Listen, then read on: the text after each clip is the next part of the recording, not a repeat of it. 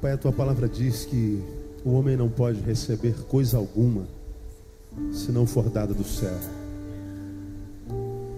Portanto, queremos dizer que nós acreditamos nessa palavra como homens que somos e entendemos que tudo cai do céu para o teu povo, para o teu servo.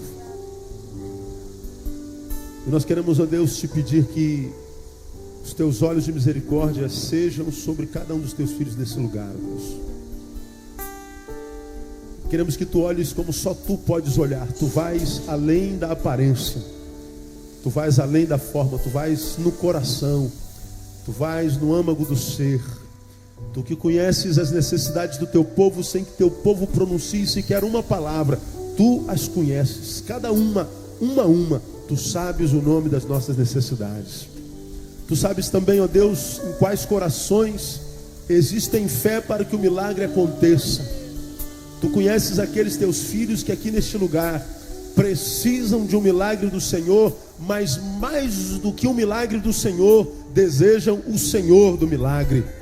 Que tu conheces a sinceridade do coração e sabe que a tua presença é ainda mais importante do que as bênçãos. São servos que, se a bênção vier, te adorarão com toda a alma, com todo o coração, mas se ainda não for o tempo da bênção, ainda assim te adorarão, porque são adoradores.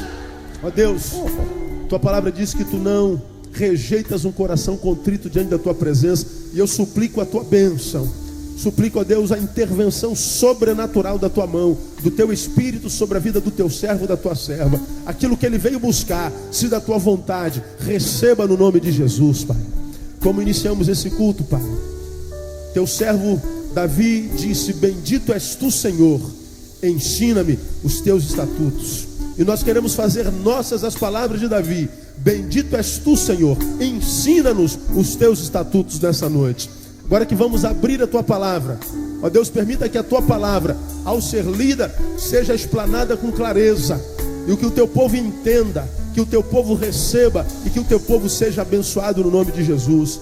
Dissipa toda a confusão, toda a dúvida, esclareça o teu servo na palavra, porque a fé é gerada pela palavra do Senhor, e nós queremos a fé, que é a arma que tu nos dás para vencermos o mundo. Ó Deus, fala conosco e amplia a nossa capacidade de entender o teu ensinamento nessa noite. Faz assim, porque nós oramos agradecidos no nome de Jesus, o nosso Senhor. Amém e aleluia. Glória a Deus. Muito bem, amados. Vamos a 1 Samuel capítulo 28. Nós estamos encerrando hoje uma série de estudos que fizemos sobre reencarnação. Esse é o 5º estudo, portanto 1 mês e 1 semana, conversando sobre reencarnação em função do fato de percebermos que a Rede Globo, a maior TV brasileira e uma das maiores do mundo, nos últimos 2 anos, 2004, 2005 e entrando 2006, bombardeou o Brasil em todas as suas novelas, em todos os programas, uma matéria sobre reencarnação. Bombardeou a nossa família com a doutrina espírita, com o espiritismo. E porque os brasileiros são, não é, amantes da novela, não conseguem sobreviver sem novela, ou pensam não conseguir sobreviver sem novela, foram profundamente, ainda que inconscientemente, discipulados na doutrina espírita. E ainda continuam a ser. Falamos por que a Globo, nesses últimos 2 anos, não foi coincidência, bombardeou o Brasil com a doutrina espírita. A Globo passa por um processo de falência, e a Globo tem pactos, a gente sabe disso, com trevas. E eu tenho certeza que esse bombardeio nesses últimos 2 anos, principalmente em 2005, com a doutrina que não é bíblica, ou seja, com o espiritismo, tem a ver com os pactos que a Globo tem no caminho. E todas essas novelas bateram muito forte na doutrina que o Brasil abraça, o Brasil cristão católico, que embora chamado de cristão, abraça com toda a sua força, e o faz porque ela é uma doutrina, aspas, lógica, simpática, que faz bem ao ego e responde algumas questões pela metade, mas responde, e as pessoas abraçam em detrimento da palavra de Deus, que exige renúncia, que exige obediência, submissão, e diz que quando isso não há no discípulo, o que há no fim são trevas e separação de Deus eterna. Então a doutrina é recebida porque não existe renúncia, não existe nada, nem esforço, nem nada, não há castigo, não há nada, e todo mundo gosta disso. E a ideia começou, evidentemente, como nós falamos lá no Éden, porque Deus disse que o salário da desobediência seria a morte. O dia que vocês me desobedecerem, certamente morrereis. Satanás, cônscio da nossa ojeriza pela morte, pela nossa incapacidade de lidar com a morte, pelo nosso medo da morte, tenta o homem na sua maior fraqueza. Certamente não morrereis. E essa ideia de não morrer está em nós desde quando nós nascemos. Nós não aceitamos a ideia da morte. A morte, embora seja a única certeza que nós temos na vida, é tudo que nós mais odiamos na vida e tudo com o que nós menos queremos encontrar. Aí nós falamos que foi assim que a doutrina entrou no pensamento humano. Depois nós falamos como a doutrina entrou no Ocidente, como a doutrina entrou no Oriente, como ou quando apareceram os primeiros escritos a respeito da reencarnação. Falamos que veio através do hinduísmo, século 7 a.C., lá através do Rig Veda, um dos 4 Vedas do hinduísmo. E no Brasil foi codificado por Allan Kardec em 1856. Em cima de uma experiência das irmãs Fox, Kardec abraça o espiritismo e a doutrina reencarnacionista em cima da experiência de umas irmãs chamadas Fox, que por incrível que pareça eram evangélicas. Nós vamos falar sobre isso na quarta-feira que vem, só por curiosidade. E aí nós falamos como o pensamento entrou no Oriente, nós falamos sobre reencarnação no pensamento cristão, ou seja, o que a Bíblia fala sobre reencarnação, e nós mostramos na semana passada 4 textos que aludem à reencarnação, e nós explicamos que de reencarnação não tem nada.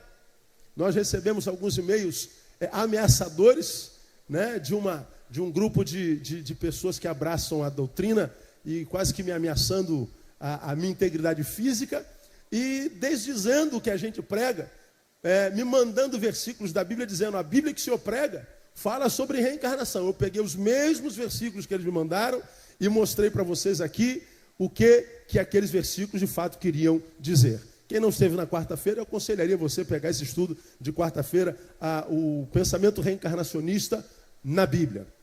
E aí, o último versículo, o último capítulo que nós deixamos para falar sobre a ideia espírita, a ideia reencarnacionista na Bíblia, é esse que está em 1 Samuel capítulo 28. É um texto bastante sinistro, é um texto que quem lê sem ter conhecimento, sem ter base, vai ficar confuso mesmo, mas eu vou mostrar para você que é muito claro, muito simples, Quando a gente consegue dar sentido, a gente entende claramente, porque nem sempre a história é conhecida pelo que seria na história, mas pela história por trás da história. Quando a gente lê o contexto, o pós-texto, o pretexto, não só o texto, porque se a gente lê só a letra, a gente diz, olha, realmente tem base para esse negócio que a gente está vendo aí. E há quem diga que a Bíblia é a mãe de todas as heresias. É verdade. Todas as heresias emanaram da Bíblia. Toda a doutrina herética emana da Bíblia. Por quê? Por causa da sua incapacidade de ser interpretada. Então, preste atenção em 1 Samuel capítulo 28 e veja o que é, na verdade, essa consulta espírita que a gente vai ver aí nesse capítulo 28, que é muito sinistro. Por curiosidade, quantos poucos dos irmãos leram esse capítulo durante essa semana aí? Bem pouco mesmo, Eu já esperava por isso. Só se desilude quem se ilude. Eu não me iludo. 1 Samuel capítulo 28. Eu vou ler o capítulo todo para a gente entender o texto. Naqueles dias ajuntaram os filisteus os seus exércitos para a guerra, para pelejarem contra Israel. Disse Aques a Davi: sabe de certo que sairás comigo ao arraial, tu e teus homens. Respondeu Davi a Aques: assim saberás o que o teu servo há de fazer. E disse Aques a Davi: por isso te farei para sempre guarda a minha pessoa. Ora, Samuel já havia morrido, e todo Israel tinha chorado, e o tinha sepultado em Ramá, que era a sua cidade. E Saul tinha desterrado os necromantes e os adivinhos. Ajuntando-se, pois, os filisteus, vieram acampar-se em Sunem. Saul ajuntou também todo Israel e se acamparam em Gilboa. Vendo Saul o arraial dos filisteus, temeu e estremeceu muito o seu coração. Pelo que consultou Saul ao Senhor, porém o Senhor não lhe respondeu, nem por sonhos, nem por urim, nem por profetas. Então disse Saul aos seus servos: buscai-me uma necromante, para que eu vá a ela e a consulte. Disseram-lhe os seus servos: eis que em Endor há uma mulher que é necromante.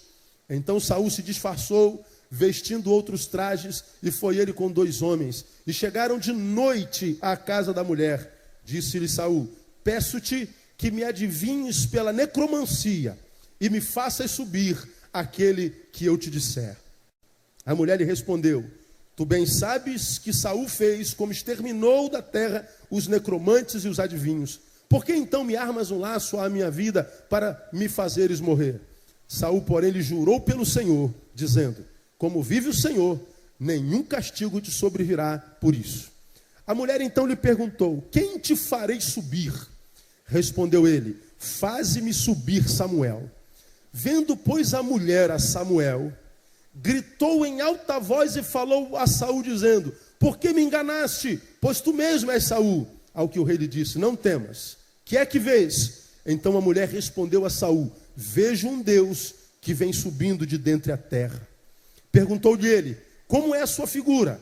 E disse ela: vem subindo um ancião e está envolto numa capa. Entendendo Saul que era Samuel, inclinou-se com o rosto em terra e lhe fez reverência. Samuel disse a Saul: por que me inquietaste fazendo-me subir? Então disse Saul: estou muito angustiado, porque os filisteus guerreiam contra mim, e Deus se tem desviado de mim, e já não me responde, nem por intermédio dos profetas, nem por sonhos. Por isso te chamei, para que me faças saber o que hei de fazer.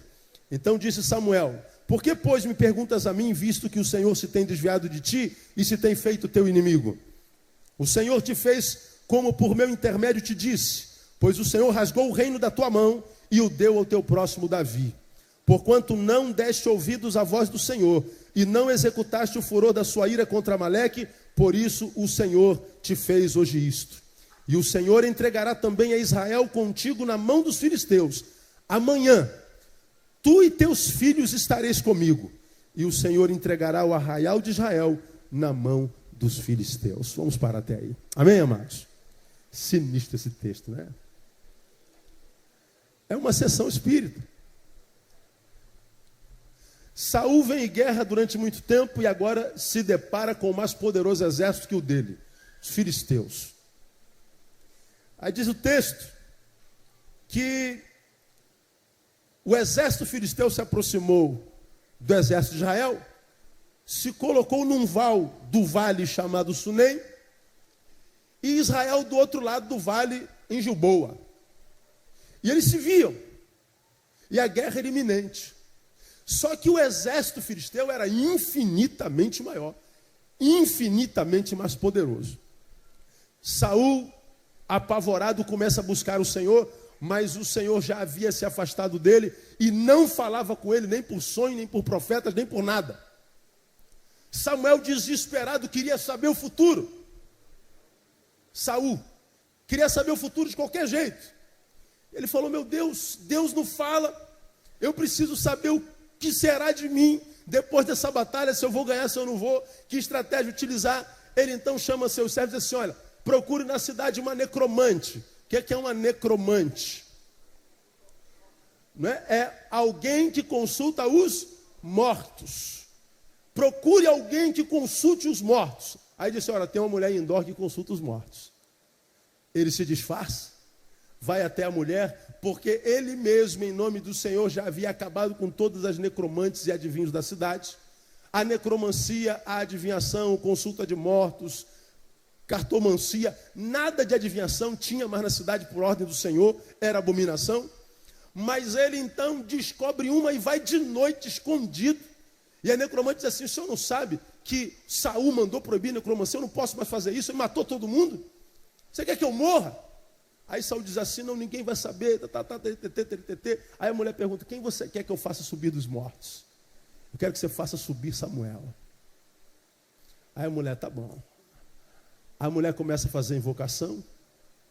é exatamente como é uma sessão, ela fecha os olhos e ela começa a invocar os mortos. E ela então, quando vê uma imagem que lhe aparece, porque ela incorpora, ela diz: vejo um homem subindo como Deus. Saul, desesperado na frente dela, pergunta: como é esse homem? É um ancião que vem com a capa. Diz o texto: entendendo Saul que era Samuel,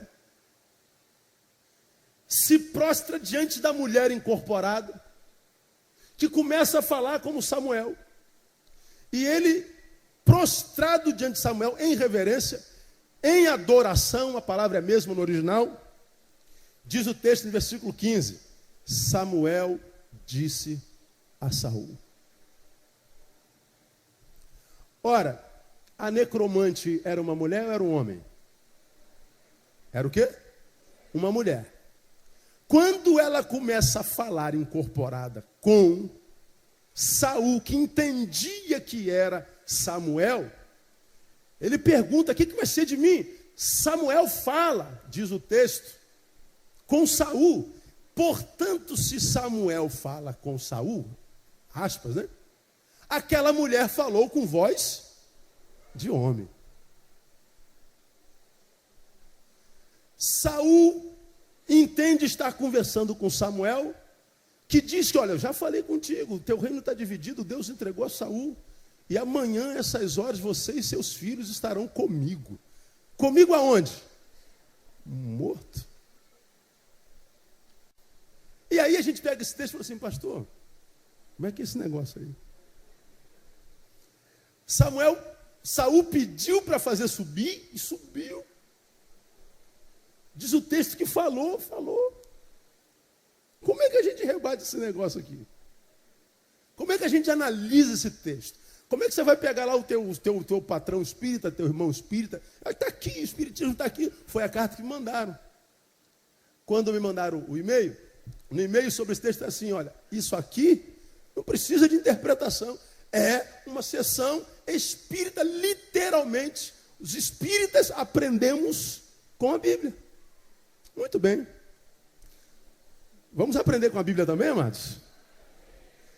Vamos começar pelo começo. O personagem central dessa história é Saul. E quando Saul começa o desvio do Senhor para consultar uma necromante, como é que estava o espírito desse homem? Como é que estava Saul no dia dessa degradação dele? Como é que estava o espírito de Saul quando ele busca uma necromante, alguém que consulta mortos? Eu mostro para você. Veja o versículo 5 primeiro.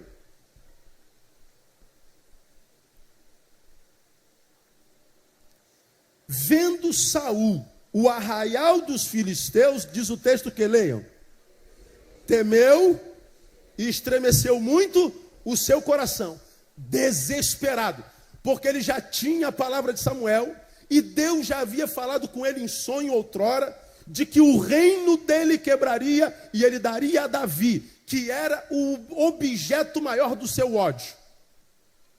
Davi era a razão da vida de Saul. Saul vivia por invejar Davi, e queria matar Davi de qualquer jeito. E Deus já havia dito que Davi era o homem segundo o coração de Saul, mas ainda assim Saul não se quebrantou. Continuou rebelde, lutando contra Deus. E agora ele se depara diante de um exército que pode fazer valer a palavra de Deus, que ia quebrar o seu reino. E ele estava diante da morte. Um homem diante da morte é um homem desesperado. Ele sabia que o Deus que ele serviu até pouco tempo não mente, não se equivoca e não tarda na sua justiça. E aí diz o texto que ele está diante de um exército, como se fosse 1 contra 1 milhão. E ele está dizendo: meu Deus, será que Deus vai se arrepender? Deus vai ter misericórdia? Deus vai voltar atrás? Mas ele já sabia que Deus não ia. E aí diz o texto que esse homem estava muito temente, estremecido e muito no seu coração. Veja o versículo 15. Depois que aparentemente Samuel disse a Saul: por que me inquietaste fazendo-me subir? Diz o texto. Então disse Saul, o que ele disse aí, leiam? Estou muito o quê? Angustiado. Quanto que ele está angustiado? Muito. Vamos mais adiante, veja o versículo 20. Imediatamente Saul caiu estendido por terra. Como é que ele caiu? Aterrorizado ou tomado por grande medo. Então a primeira coisa que eu quero deixar na tua cabeça para a gente entender esse texto: o Saul, que se rebaixou ao ponto de deixar de consultar o Deus do céu para consultar os mortos de baixo, era um homem desesperado, era um homem atormentado, era um homem amedrontado, era um homem angustiado, era um homem tomado pelo pavor e pelo medo. O que nós já aprendemos sobre medo aqui na nossa igreja, irmão? Medo é o quê? Fé na derrota. Diga comigo, medo é fé na derrota.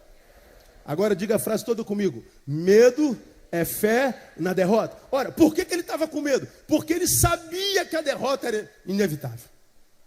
Ele estava desesperado. O medo transforma o inimigo em algo que ele nem é, ou seja, invencível. Esse homem está apavorado, ele estava desesperado, ele estava fora de si. Mas não era só isso. Veja o versículo 8. Já vi que não vai dar para falar tudo hoje, hein? Então segura teu espírito aí, vai ter que ficar mais curioso um pouquinho. Eu tenho que falar tudo para você, não vou poupar palavras hoje. Veja o versículo 8. Quando ele foi até a necromante, diz o texto seguinte, 8. Então Saul se disfarçou, vestindo outros trajes, e foi ele com 2 homens, e chegaram à noite à casa da mulher, e disse-lhe: peço-te que, quando Saul foi até a casa da mulher, ele se disfarçou, ele se transformou, ele mentiu. Saul não só era um homem apavorado, angustiado no seu espírito, na sua alma, no seu corpo, mas era também naquele instante um homem entregue à mentira. Ora, pastor, o que quer dizer ser entregue à mentira? Muito simples. Quem é o pai da mentira? Abre a tua Bíblia em João capítulo 8. Deixa marcadinho aí e vamos lá em João capítulo 8. Muitos novos convertidos, é bom que a gente leia o texto para que eles entendam bem, porque eles são os principais alvos do diabo. João 8,44. Jesus, nesse capítulo, está falando com os fariseus, com os religiosos, com os que conheciam a lei de Moisés, com os que conheciam a Torá, o Pentateuco, conheciam a história dos patriarcas e dos profetas, conheciam as profecias, mas eram homens só performáticos, religiosos e tradicionais. Combatiam a Jesus, o Jesus da graça, chamando Jesus de herege, de mentiroso e de charlatão. Aí Jesus pega e diz assim no versículo 44 de João capítulo 8: vós tendes por pai o diabo, e quereis satisfazer os desejos de vosso pai. Ele é homicida desde o princípio, e nunca se firmou na verdade, porque nele não há verdade. Quando ele profere mentira, fala do que lhe é próprio, porque é mentiroso e que mais? Pai da mentira. Saul, quando vai para necromante, está com seu espírito, sua alma abalada, estava entregue à mentira. E quem anda na mentira, diz o texto pela boca de Jesus, tem por pai a quem? O diabo. Muito bem. Agora saiba vocês que o poder das trevas na vida de um homem está na mentira e está no medo. O poder das trevas não é poder sobre a vida de quem não teme e de quem anda na verdade.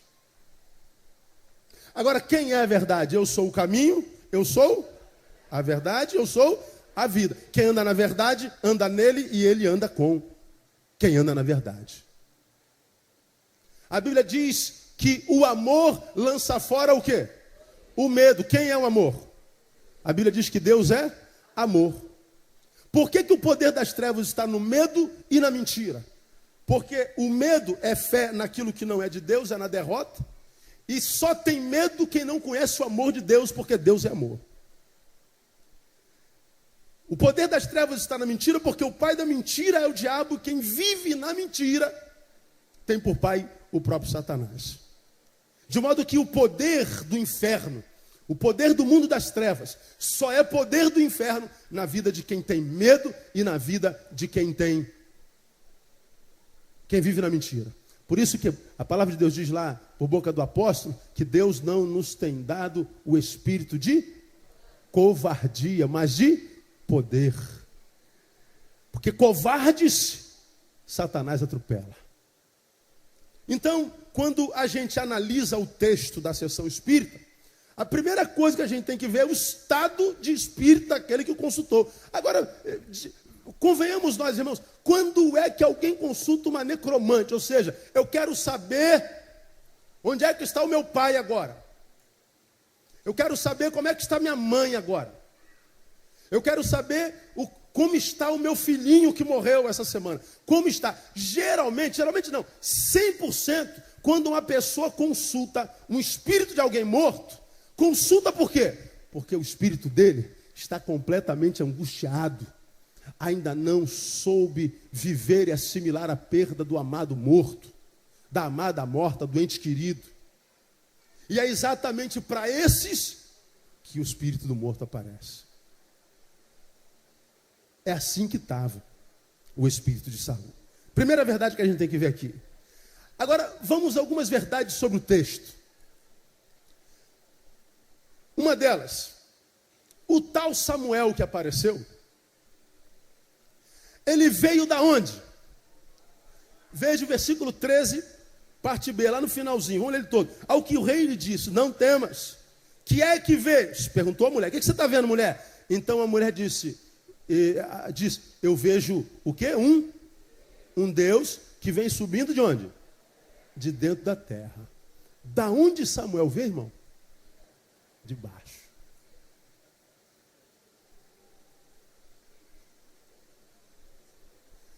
O que isso quer dizer, meu irmão? Vou mostrar para você. Hoje a gente vai ler muita Bíblia. Tem problema para você não, né? Diga, irmão, que está do seu lado. Leia mais a Bíblia, irmão. A Bíblia é uma bênção. Então vamos passear um pouquinho na Bíblia. De onde veio Samuel mesmo, irmão? De baixo. Pois bem. Vamos a Provérbios 15. Vamos ter que ser rápido. Provérbios 15.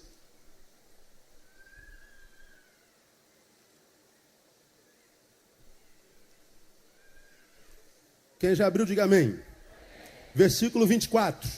Para o sábio. Só para a gente pensar aqui. O que é o princípio da sabedoria? O temor do Senhor é o princípio da sabedoria. Vamos ler agora. Para o sábio, o caminho da vida é para onde? Para cima, a fim de que ele se desvie do inferno, que é onde? Embaixo. De onde que Samuel veio, irmão? De baixo. O sábio, o caminho da vida é para cima. E ele pensa nas coisas que são de cima, como diz Paulo, Efésios e Filipenses, pensar nas coisas que são de cima, para que ele escape do inferno, do Seol, se desvie do inferno, que é embaixo. Muito bem. Guarde isso aí no teu coração. Vamos a Isaías, capítulo 7. Passa um pouquinho tua página aí. Quando Isaías, que é um profeta messiânico, fala sobre a vinda do Emanuel, o Deus conosco, quando ele diz lá no versículo 14, portanto o Senhor mesmo vos dará um sinal, eis que uma virgem conceberá e dará à luz um filho, será o seu nome Emanuel, que é Deus conosco. Antes, ele está falando isso aqui com um rei chamado Acais, que passava por um momento de dúvida, não tem como explicar a história de Acais, que Isaías entendeu precisava de um sinal. Aí ele disse, você quer um sinal? Veja o versículo 10, olha o conselho de Isaías. De novo falou o Senhor com Acais, dizendo, pede para ti ao Senhor teu Deus um sinal.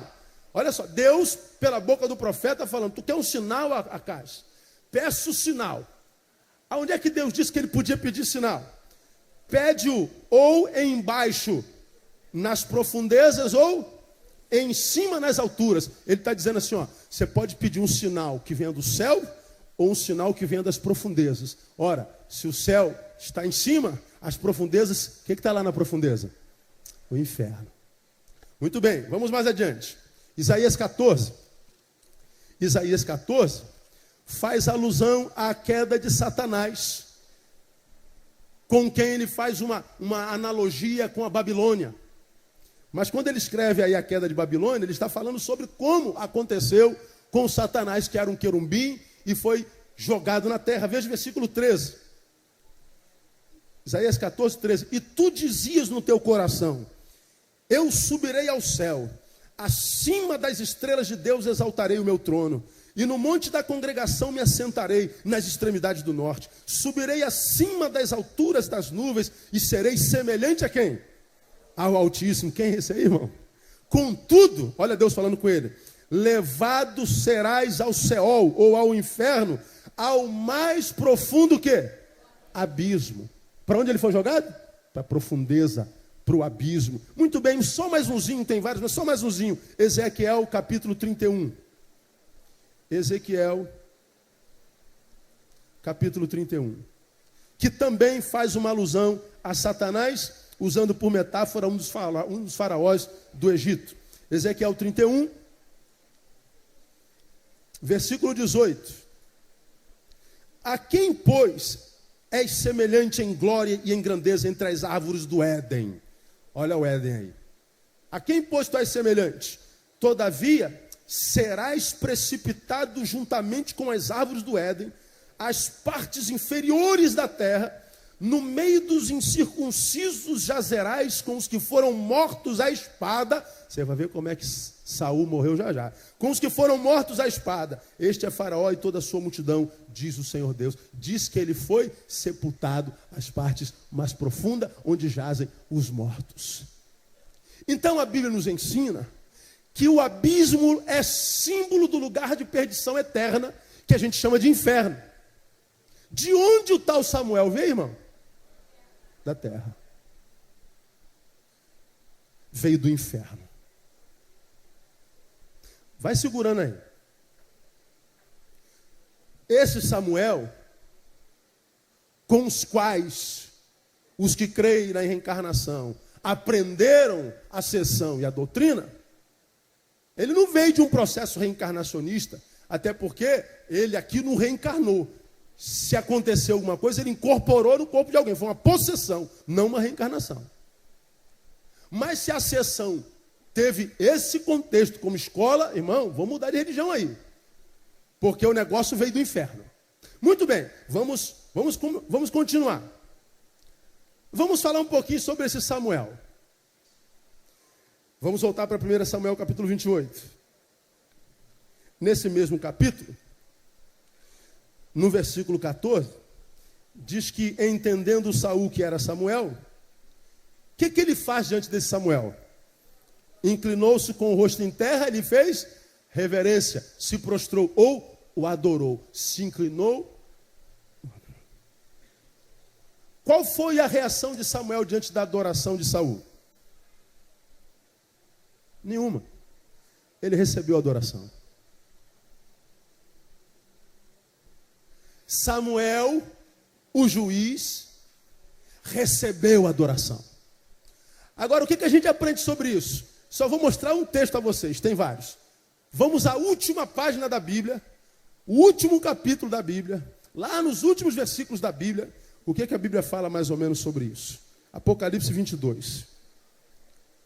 João estava no final dos seus dias em Patmos, tem a revelação do Apocalipse, e ele quando vê, vamos ler o texto, capítulo 22 de Apocalipse, a última página, versículo 6, disse-me, estas palavras são fiéis e verdadeiras. Que palavra? A revelação do que aconteceria nos últimos dias. E o Senhor, o Deus dos espíritos dos profetas, enviou o seu anjo para mostrar aos seus servos as coisas que em breve hão de acontecer. Eis que cedo vem, bem-aventurado aquele que guarda as palavras da profecia deste livro. Eu, João, sou o que ouvi e vi estas coisas. E quando as ouvi e vi, o que ele fez? Prostrei-me aos pés de quem? Do anjo que mais mostrava para fazer o quê? Para adorar. Mas o que o anjo fez diante da adoração de João? Mas ele diz, olha, não faças tal, porque eu sou conservo teu, de teus irmãos, os profetas, e dos que guardam as palavras deste livro. Aí o anjo aconselha o quê? Adora a Deus.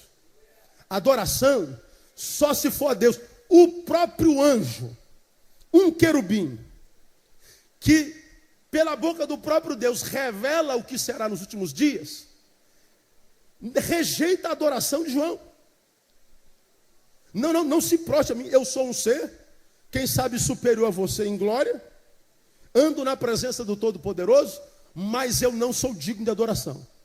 Adoração é só Deus, João. Adora a Deus. Agora, o que aconteceu com Samuel lá? O homem se prostra diante dele e Samuel simplesmente o deixa prostrado, em posição de adoração, e recebe adoração. Esse é o Samuel que falou com ele. O que mais que a gente tira desse texto aqui? Esse cara que falou com ele era Samuel. Mas Samuel no entendimento de quem? Veja o que o texto diz a ele, é claro. Versículo 14, perguntou-lhe ali, como é a sua figura? Porque ele não viu. A mulher estava incorporada. E ela disse, vem subindo um ancião e está envolto numa capa. Leia o restante do versículo. Entendendo Saul que era Samuel. Está dizendo que era Samuel o texto? Quem foi que entendeu que era Samuel? Ora, projeção. Era que ele buscava. Ele queria que fosse Samuel. E lá a mulher incorpora ele, só pode ser Samuel. Ancião, só pode ser Samuel. E ele já se prostra sem saber, sem ter certeza. Portanto, uma adoração irracional e uma consulta irracional. De um homem perturbado. De um homem que vive na mentira. Porta aberta para o inferno. Porta aberta para o diabo. Porque o diabo é pai da mentira. E diz o texto, não que Samuel veio, mas que ele entendeu que era Samuel. E o restante do relato diz, então Samuel falou, mas na concepção de Saul. Mas o texto em tempo algum afirma que era Samuel. O que mais que a gente aprende desse texto aqui? O que Samuel disse para Saul? Versículo 19. Depois dele falar que o Senhor dividiria o reino dele, aí ele dá a notícia nefasta, que a gente não quer ouvir. E o Senhor entregará também a Israel contigo na mão dos filisteus, e amanhã tu e teus filhos estareis comigo. O Senhor entregará o arraial de Israel na mão dos filisteus. Está dizendo, olha, o Senhor entregará também Israel e você na mão dos filisteus. E amanhã você estará comigo. Olha que coisa interessante. Da onde que Samuel veio? Debaixo do inferno. E ele diz para Saul, amanhã você vai estar comigo. Aonde? Duas questões. Primeiro, você acha que Samuel, na qualidade de vida e de servo que ele teve diante de Deus, e Saul, na qualidade de desobediente e perverso homem de Deus, você acha que eles passariam a eternidade no mesmo lugar? Você acha que a vida que Samuel viveu diante de Deus e Saul viveu longe de Deus, você acha que eles passariam a eternidade no mesmo lugar? Aí ele diz, o Senhor te entregou na mão dos filisteus, você vai morrer. Como é que Saul morreu? Porque a ideia é de que ele morreria pela mão dos filisteus. Como é que Saul morreu? Passa um pouquinho aí. 1 Samuel capítulo 31, versículo 3. A peleja se agravou contra Saul e os flecheiros o alcançaram e o feriram gravemente. Pelo que disse Saul ao seu escudeiro, arranca tua espada e atravessa-me com ela, para que porventura não venham esses incircuncisos e me atravessem e escarneçam de mim. Mas o seu escudeiro não quis, porque temia muito. Então Saul tomou a espada e se lançou sobre ela. Vendo, pois, o seu escudeiro que Saul já era morto, também ele se lançou sobre a sua espada e morreu com ele. Assim, Morreram juntamente naquele dia Saul, seus 3 filhos, o seu escudeiro e todos os seus homens. Ele disse que os filisteus matariam Saul e seus filhos. Os 3 filhos de Saul, os filisteus mataram. Mas como é que Saul morreu? Suicídio. Não foram os filisteus que mataram Saul. A ideia é que Saul não morreu exatamente como disse Samuel, ele morreria. E a questão é, amanhã tu estarás comigo. Estaria mesmo Saul e Samuel passando a eternidade no mesmo lugar? Por último, quando Samuel falou, quando o dito juiz, aquele que buscava, o homem de Deus vem dos mortos e fala, o homem de Deus vem dos mortos e fala, o que a fala do homem de Deus produziu em Saul? Volta para o 28. No 15 do 28 diz, Samuel disse a Saul, ou seja, o homem de Deus falou com ele. Por que me inquietaste fazendo-me subir? Então disse Saul, estou muito angustiado. No versículo 5, ele estava com o coração estremecido. E agora ele se percebe mais angustiado por causa da visão. A palavra do homem de Deus, e esse homem que se diz de Deus, gerou medo, gerou mais angústia. Você vai morrer, teu reino será dividido. E mais adiante a gente vê que Saul foi tomado por completo desespero, como nós lemos aí no versículo 20. Depois da palavra do profeta, o que sobrou foi medo. Agora, o que a Bíblia diz sobre a palavra de Deus em João 6,63? O Espírito é o que vivifica, a carne para nada aproveita. As minhas palavras são Espírito e são vida. O que a palavra do profeta gerou no coração do discípulo em fuga? Medo, angústia. Então, irmãos, percebam que só essas coisinhas que eu mostrei para você aqui gera o suficiente para a gente entender que esse Samuel não é o Samuel, o homem de Deus que havia morrido.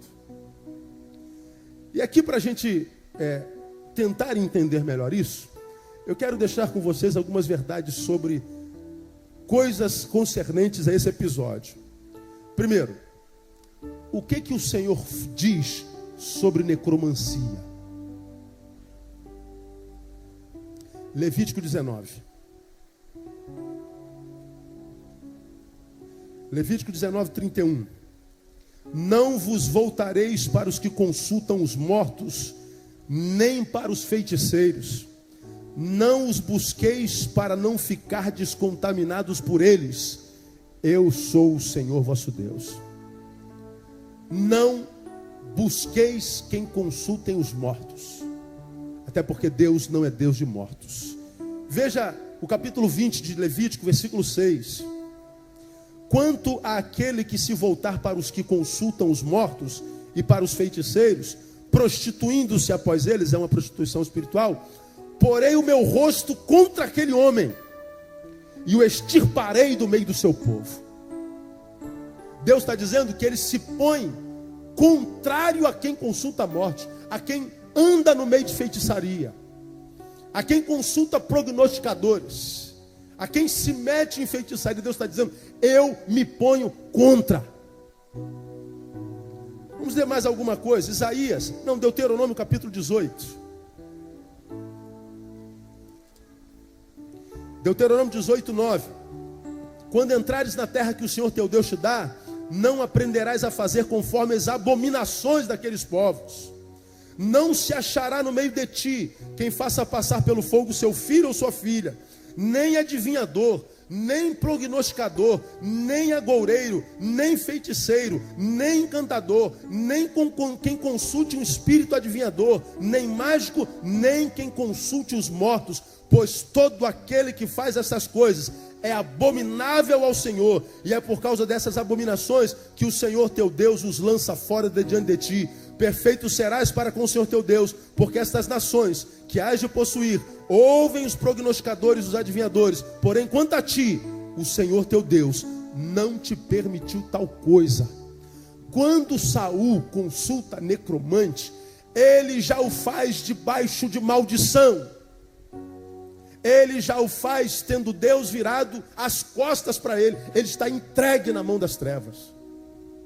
Então não venham dizer que a Bíblia está autorizando a consulta espírita, a adivinhação, a feitiçaria, a necromancia, porque a Bíblia condena veementemente. Quem está anotando, lê em casa, também Isaías capítulo 8, versículos 19 a 22. Isso é o que a Bíblia, o que o Senhor diz sobre necromancia, sobre consultar os mortos. Agora, o que o Senhor fala sobre os mortos? Jó capítulo 7.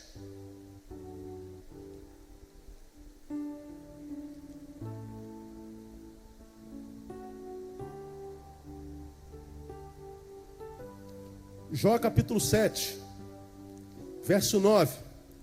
Tal como a nuvem se desfaz e some, aquele que desce à sepultura, o que diz o texto?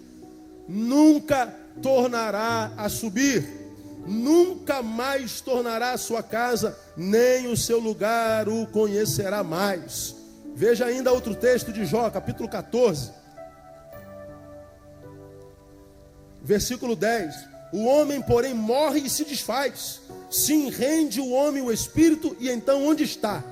12. Assim o homem se deita e não se levanta, até que não haja mais céus, não acordará, nem será despertado de seu sono. 14. Morrendo o homem, acaso tornará a viver? Todos os dias da minha vida esperaria eu, até que viesse a minha mudança. 18. Mas na verdade, a montanha cai e se desfaz, e a rocha se remove do seu lugar. As águas gastam as pedras, as enchentes arrebatam o solo. Assim tu fazes perecer a esperança do homem. Morreu, acabou. Lemos Hebreus capítulo 9, 27, e na outra quarta-feira diz que aos homens está ordenado morrer em uma só vez. E diz o texto que eles não voltam mais. Vamos a Eclesiastes capítulo 9. Mais 10 minutinhos eu acabo. Eclesiastes 9, versículo 4. Ora, para aquele que está na companhia dos vivos há esperança, porque melhor é o cão vivo do que o leão morto. Pois os vivos sabem que morrerão, mas os mortos não sabem coisa nenhuma, nem tampouco têm eles daí em diante recompensa, porque a sua memória ficou entregue ao esquecimento. Tanto o seu amor como o seu ódio e a sua inveja já pereceram, nem tem eles daí em diante parte para sempre em coisa alguma do que se faz debaixo do sol. Ele está dizendo, mortos não voltam. E se alguma coisa volta, não é o morto que você está consultando. Para quem está anotando, veja também Isaías 26, versículo 14. Aí para a gente terminar. Pastor, se o Samuel da história aceitou a adoração, se o tal Samuel veio da terra, do inferno, se ele só era Samuel na cabeça de Saul, se Saul não morreu como ele disse que ia morrer, e se as palavras do suposto Samuel produziram medo e angústia, quem era então que veio de lá? Essa é a pergunta que não quer calar, pastor Zé Mar. 1 Timóteo capítulo 4.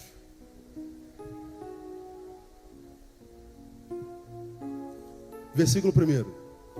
Mas o Espírito expressamente diz que em tempos posteriores alguns apostatarão da fé. Como se daria a apostasia? Leiam aí. Dando ouvidos a espíritos, o que, irmãos? Enganadores, e a doutrinas de demônios. A apostasia, ou seja, apostasia é sair da palavra de Deus, é romper com a doutrina de Deus, romper com a doutrina do Cristo. E como é que essa apostatação aconteceria? Dando ouvido a espíritos enganadores. O que são espíritos enganadores? Espíritos que enganam. Parece, mas não é. Quem foi que incorporou aquela mulher lá no Endor? Uma vez que aquela atitude diante de Deus era maldita, era abominação, contrária à vontade de Deus. Era a ação de um homem desesperado, de um homem entregue à mentira e ao pai dela, de um homem que sabia que o seu fim era iminente e que era fruto dos seus pecados anteriores.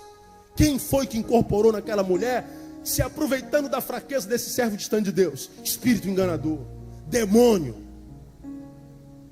Não há a menor dúvida disso.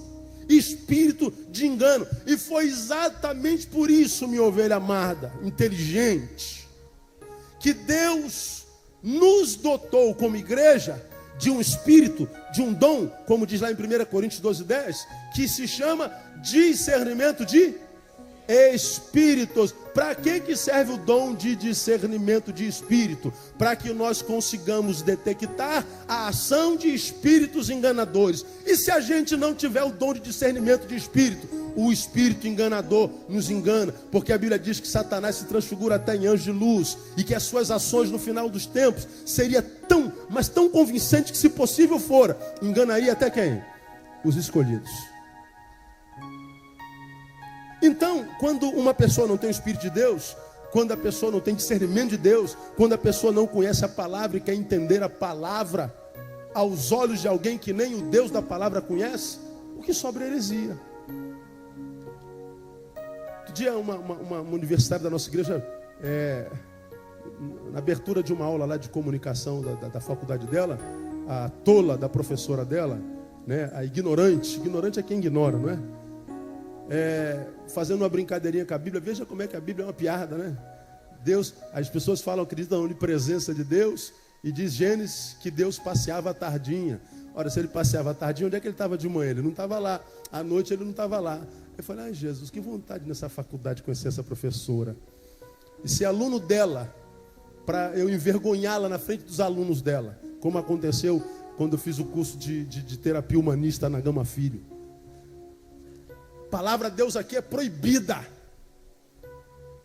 porque Deus é a fuga dos tolos, dos que não conhecem a si mesmos. Eu estou quieto. Aí todo mundo foi se apresentando. O que fez? Meu nome é Neil, sou pastor evangélico da Igreja Batista Betânia. O senhor ouviu o que eu disse, né, pastor? Tranquilamente. Não toco na palavra de Deus, só para ficar tranquila. Se alguém falar em Deus aqui, não serei eu. Ah, então estamos entendidos.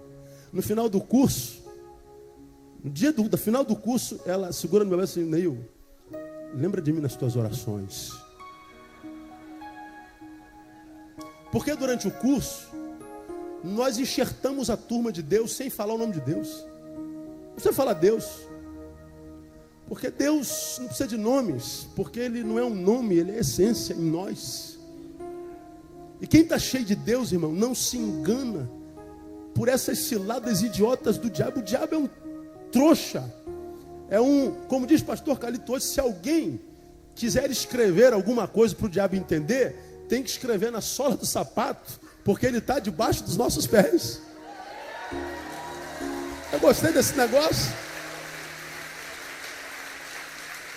Aí a gente pega uma professora tola dessa aí, leva esse CD para ela, irmão. Quem é a aluna, leva para ela. Estou falando dela, do curso de comunicação na tua faculdade, manda ela ligar para mim, para a gente conversar sobre a Bíblia e teologia. A gente pega esse livro aqui e começa a dizer um monte de besteira.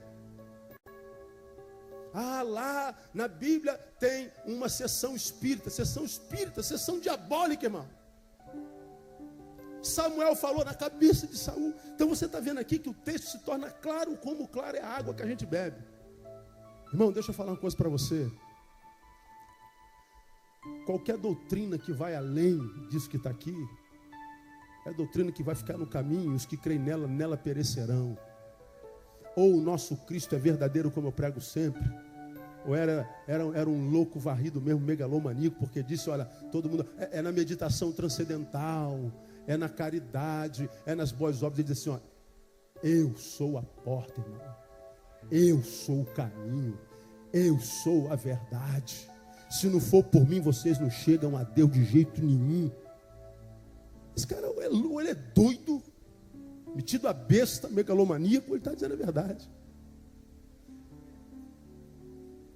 Mas agora a gente vê nessa geração todo dia alguma coisa querendo desestruturar a pessoa do Cristo que a gente crê. Uma hora aparece alguém e diz, ele foi casado com Maria Madalena, teve filhos. Outra hora diz, a sua juventude ele foi doutrinado por Buda no Egito. Agora apareceu o evangelho de Judas, que Judas é quase o Cristo e o Cristo é quase Judas. Eu vou estudar direitinho esse evangelho de Judas, depois a gente fala sobre isso por curiosidade, não é? Todo dia aparece uma coisa. A revista é super interessante, toda hora tem uma matéria contra o Cristo. E a despeito dos Dan Browns, códigos da Vinci que aparecem por aí, os códigos vão sumindo, os evangelhos de Jesus vão sumindo, as Marias Madalena vão sumindo, as revistas vão falindo, e o Cristo vai se fortalecendo até o dia de Cristo Jesus, amado. Aleluia! Esse é o Cristo que a gente crê. Esse é o Cristo que a gente crê. De modo que eu termino repetindo. Reencarnação é uma falácia, é uma cilada do diabo. Todavia, se nós estivermos enganados, porque cremos em Cristo, fique tranquilo. Porque para quem crê em Cristo e acredita na sua mensagem, ou seja, amar a Deus sobre todas as coisas e ao próximo como a si mesmo, ser solidário, amar, estender a mão, ser um ser humano, ser gente da forma certa, como gente tem que ser. Se você acreditou no Cristo e viveu como Cristo disse que nós tínhamos que viver, mesmo que o Cristo não tenha existido e existisse reencarnação, porque você creu no Cristo, você viveu uma vida pia, uma vida decente. Na próxima reencarnação, você vai reencarnar num ser humano muito melhor, você vai evoluir.